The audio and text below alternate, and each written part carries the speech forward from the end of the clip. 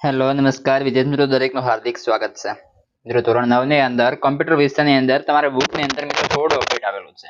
તેના આધારે તમારા જે નવા એમસીક્યુઝ છે તેનું સંપૂર્ણ જે છે સમજ સાથે તમને જે છે સંપૂર્ણ એમસીક્યુઝ નું પણ સોલ્યુશન કરાવીશું જો તમારે મિત્રો જે તેના પ્રશ્નો આપેલા છે તેનું પણ સોલ્યુશન જોઈતું હોય તો પણ તમે કોમેન્ટ કરતા રહેજો ઓકે તો મિત્રો આપણે આ વિડિયોની અંદર તમારા જે કોમ્પ્યુટરની અંદર ચેપ્ટર નંબર 1 છે કમ્પ્યુટર પરિચય જે ખૂબ જ ઉપયોગી છે અને જે પરીક્ષાની અંદર પણ મિત્રો ખૂબ જ આ ચેપ્ટર ઉપયોગી બનતા હોય છે કારણ કે કોમ્પ્યુટરની અંદર જે છે બુકના એમસીક્યુ ના આધારે પૂછાતા હોય છે તો ચાલો મિત્રો શરૂ કરીએ મિત્રો જેની અંદર પ્રશ્ન નંબર 12 ની અંદર આપેલા વિકલ્પોમાંથી યોગ્ય વિકલ્પ પસંદ કરીને આપણે લખવાનું રહેશે જેની અંદર પહેલો વિકલ્પ છે નીચેનામાંથી કમ્પ્યુટરનો લાક્ષણિક કાર્યપ્રવાહ કયો છે આપણને કાર્યપ્રવાહ પૂછ્યો છે તો તેની અંદર મિત્રો આપણો ઓપ્શન બી સાચો બને છે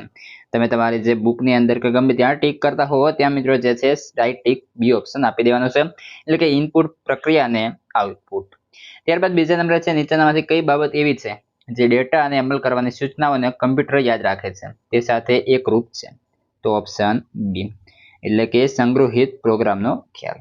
ત્યારબાદ આગળ કોઈ કાર્ય કરવા માટે યંત્ર સમજી શકે તે સ્વરૂપમાં લખેલી ક્રમશઃ સૂચનાઓનો સેટ શેનો નિર્દેશ કરે છે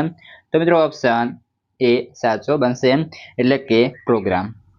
જો તમને વિડીયો સારા લાગે છે તો લાઈક કોમેન્ટ શેર કરતા રહેશો અને તમારા મિત્રોને પણ અવશ્યપણે શેર કરી દેશો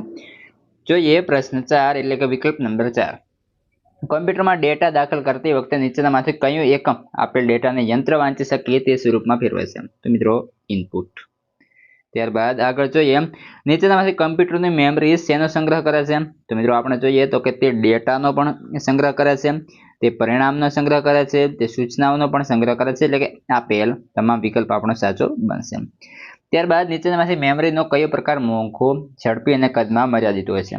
તો મિત્રો આવશે પ્રાઇમરી મેમરીનું બીજું નામ તો કે મિત્રો અસ્થાયી મેમરી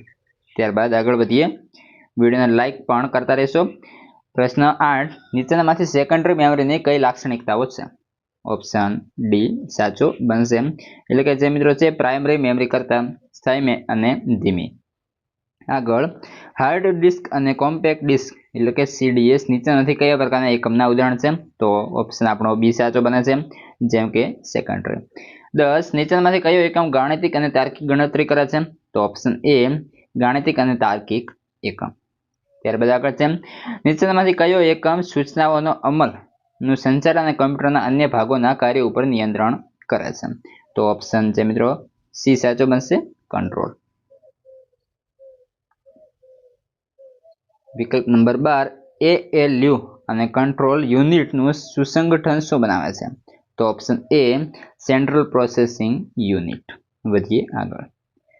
જેની અંદર પ્રશ્ન નંબર 13 છે નીચેનામાંથી કયું આઉટપુટ એકમનું ઉદાહરણ છે મિત્રો આઉટપુટ એટલે કે પ્રિન્ટર